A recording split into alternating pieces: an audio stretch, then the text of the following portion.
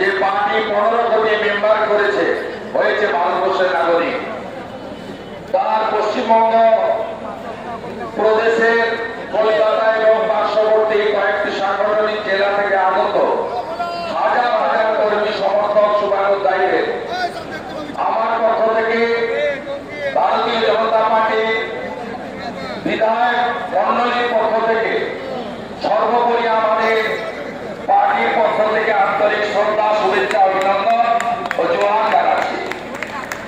আপনারা ইতিমধ্যে অনেকের বক্তব্য শুনেছেন, আমি বক্তব্য দীর্ঘায়িত করতে চাই না।